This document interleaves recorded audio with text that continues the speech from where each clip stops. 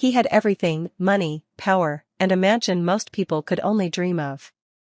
But at 72 years old, Spencer Ortiz felt like the richest beggar alive, surrounded by family who wanted his fortune but couldn't spare him a moment of love. So one stormy night, he made a decision that would change everything. A decision so shocking that it exposed every hidden truth about the people closest to him. And in the middle of betrayal, greed, and heartbreak, the one person he never expected would step forward to save him. Before we dive into this unbelievable story, tell me this in the comments: who do you believe counts as real family, the people you're born into, or the ones who choose to stand by you no matter what? Spencer Ortiz wasn't just wealthy, he was the kind of rich that made headlines. A Beverly Hills estate sprawled across 3 acres, marble floors polished like glass, chandeliers worth more than most homes. He was 72, the founder of a billion-dollar tech empire, celebrated as a self-made genius. But sitting alone in his mahogany-paneled study on a rainy Tuesday morning, Spencer felt a kind of emptiness that no award or bank account could fill. The silence in his mansion was deafening, broken only by the ticking of the clock and the distant patter of rain against the windows. His son, Troy, showed up once a month in expensive suits and practiced smiles. But Spencer could see it, the way Troy's eyes darted across the room, calculating the value of every painting, every antique. The concern in his voice wasn't for his father's health, but for the inheritance he'd one day collect. Even his daughter-in-law, Remy, called only to check in, her voice always half distracted, as if she were scrolling through her phone while suggesting assisted living homes he should look into. And his granddaughter? She showed up with designer handbags and fake affection, eager to prove her devotion in ways that felt more like performance than love. In a mansion full of luxury, Spencer had never felt so disposable. And that's when a dangerous idea took root, one that would soon rip every hidden truth out into the open. One sleepless night, staring at his reflection in the dark glass of his study window, Spencer asked himself a question no one should ever have to ask: would anyone care if I was gone, or would they just care about what I left behind? The thought clawed at him until it became unbearable. And then came the idea, reckless, shocking, but impossible to resist. What if he pretended he was dying? What if he told his family he had only months left? Would they finally show him love, or would the mask slip and reveal what he already suspected? The very next morning, Spencer called Dr. Henderson, his old friend and longtime physician. "Jim," he said in a low, heavy voice, "I need you to do something for me. Tell my family I've been diagnosed with stage 4 pancreatic cancer." The line went silent. "Spencer, that's insane. You're perfectly healthy," the doctor argued. But Spencer pushed back. "Please. I have to know who actually cares about me, and who just wants my money." Reluctantly, Henderson agreed. And within 24 hours, the trap was set. Spencer gathered his family in the grand living room. His son Troy stood near the fireplace, arms crossed, already impatient. Remy and Ryder flew in from Seattle, their faces twisted in a kind of forced worry. His granddaughter walked in last, her phone buzzing in her hand even as she kissed him on the cheek. Then came the words that made the room go still. "Your father has cancer. Advanced stage. 6 months at most." Spencer didn't watch the doctor. He watched their faces. And what he saw broke his heart in ways he hadn't expected. The moment the word cancer left Dr. Henderson's mouth, Spencer's family sprang into action. But not the way he'd hoped. Troy's jaw tightened, his eyes flicking, almost instinctively, toward the framed will that hung on the far wall. Remy rushed forward with a sigh so dramatic it belonged on a stage. "Oh, Daddy, this is devastating," she whispered, before immediately adding, "We'll need to meet with the lawyers. You know, just to organize things." His granddaughter squeezed his hand, tears glistening in her eyes, tears that dried the second her phone buzzed. A quick scroll, a muffled laugh, and she was gone again into the glow of her screen. Spencer sat in his armchair, silent, nodding, while inside his chest something cracked wide open.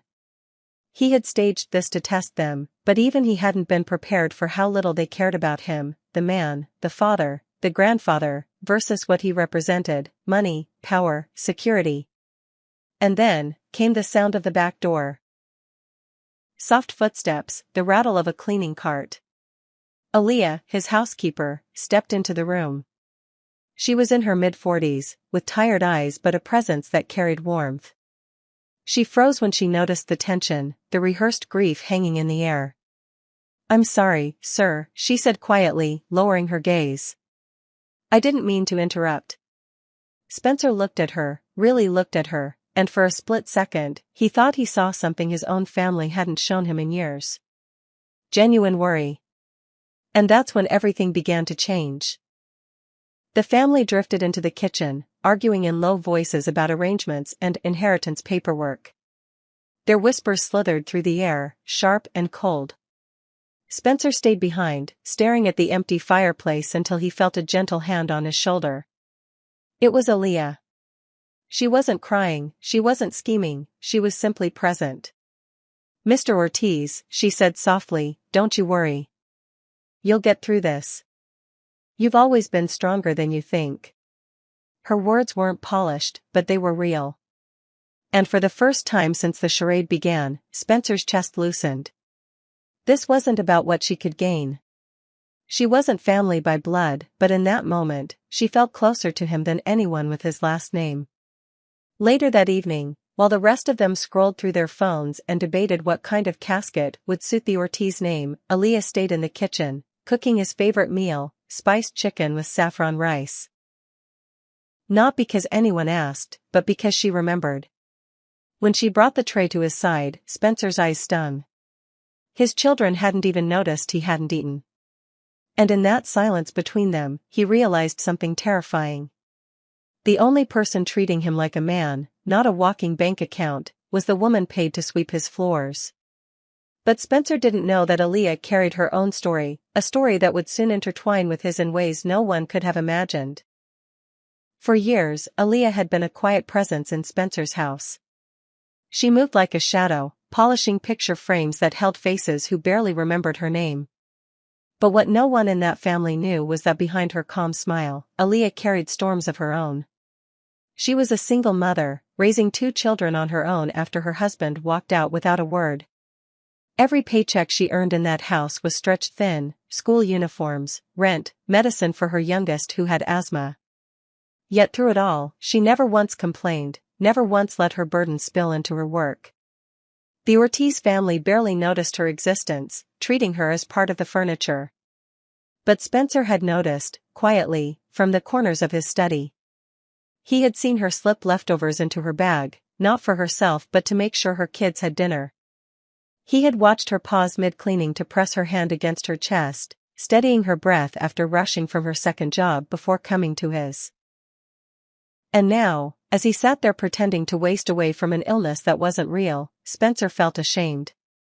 Ashamed that it took this cruel experiment to realize the truth. Aaliyah had been carrying more real love in her calloused hands than his own flesh and blood had ever shown him. But what Spencer didn't know yet was that Aaliyah's quiet strength was about to be tested in a way that would change both of their lives forever. Days passed, and the charade grew darker. Spencer watched as his children circled him like vultures, each visit less about his health and more about who would control what when he was gone. One evening, Troy stormed into the study holding a folder thick with legal papers. "Dad," he said bluntly, "we need to talk about the will. The sooner it's finalized, the smoother everything will be for, well, you know."